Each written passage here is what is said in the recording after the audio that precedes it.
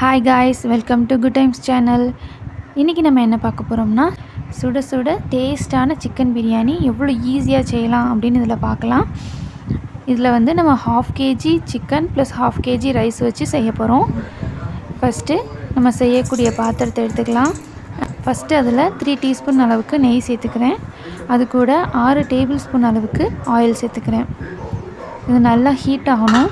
இது ஹீட் ஆகவும் நம்ம ஸ்பைசஸ் சேர்த்துக்கலாம்.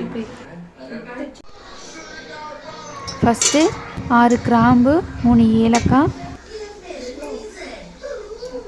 2 ஜாதி பத்திரி,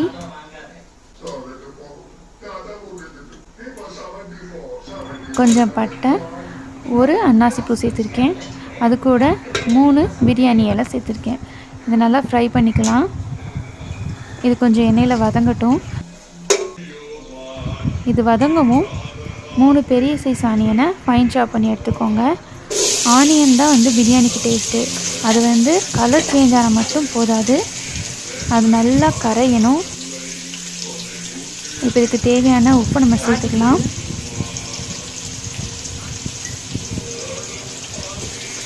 இப்போ இதை நல்லா எண்ணெயில் வதக்கி விட்டுறலாம்.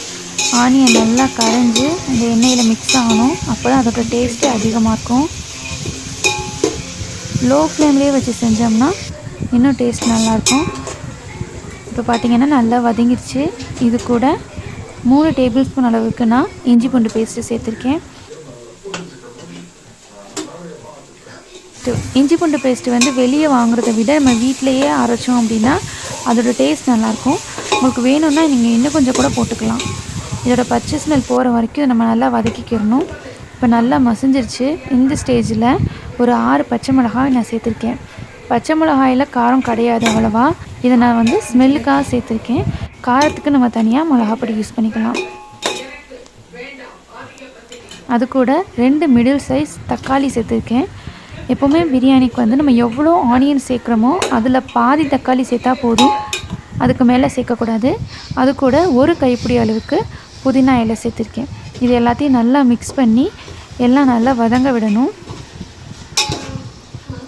இப்போ பார்த்திங்கன்னா நல்லா வதங்கிடுச்சு. இது கூட நம்ம 1 டேபிள் ஸ்பூன் அளவுக்கு மிளகாப்பொடியும் 50 கிராம் பிரியாணி பொடியும் நான் சேர்த்துருக்கேன்.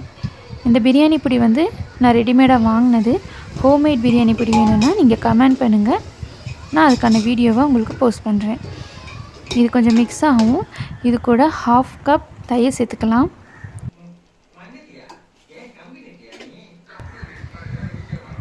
இது நல்லா மிக்ஸ் ஆகிடணும். இது கொஞ்சம் கொதிக்க விடலாம். இப்போ பார்த்திங்கன்னா நல்லா கொதிச்சிருச்சு. இது கூட நம்ம 1/2 kg சிக்கனை சேர்த்துக்கலாம். இப்போது சிக்கனுக்கு தேவையான அளவுக்கு உப்பு சேர்த்துக்கலாம். நம்ம ரைஸ்க்கு வந்து இதுக்கப்புறம் தான் போட போகிறோம். ஸோ சிக்கனுக்கு தேவையான அளவுக்கு உப்பு போட்டால் மட்டும் போதும். இதெல்லாம் மிக்ஸ் பண்ணி விட்டு ஒரு 15 மினிட்ஸ் நம்ம வேக விட்டுடலாம்.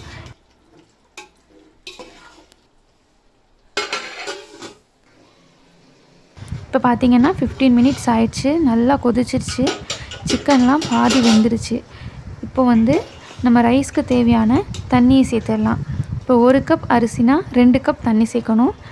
நான் வந்து 2 கப் அரிசி சேர்த்துருக்கேன், அதனால் 4 கப் தண்ணி சேர்த்துருக்கேன்.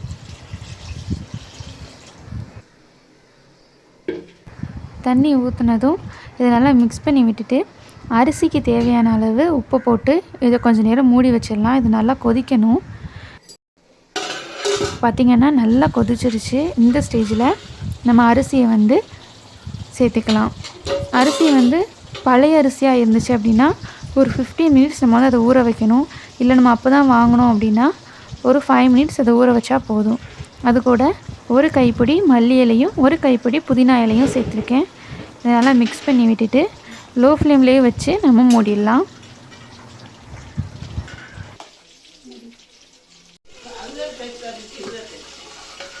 இப்போ பார்த்திங்கன்னா முக்கால்வாசி வெந்துருச்சு. இந்த ஸ்டேஜில் நம்ம இன்னும் கொஞ்சம் நெய் சேர்த்துக்கலாம். உங்களுக்கு எவ்வளோ வேணுமோ சேர்த்துக்கலாம். நான் வந்து 3 டீஸ்பூன் அளவுக்கு நெய் சேர்த்துருக்கேன். இதை நல்லா கொஞ்சம் மிக்ஸ் பண்ணி விட்டுடலாம். இதை இப்படி ஓரத்துலேருந்து தான் எடுக்கணும். நம்ம சென்டர்லேருந்து எடுத்தோம் அப்படின்னா அரிசி வந்து உடஞ்சிரும். இப்போ பார்த்திங்கன்னா இந்த ஃப்ளேமை ஃபுல்லாக நான் லோவாக குறைச்சிட்டு கீழே வந்து இரும்பு தோசைக்கல் வச்சுருக்கேன்.